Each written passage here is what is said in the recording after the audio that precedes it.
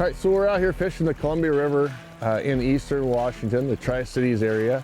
The Columbia flows through Washington State from the Canadian border out to the Pacific Ocean.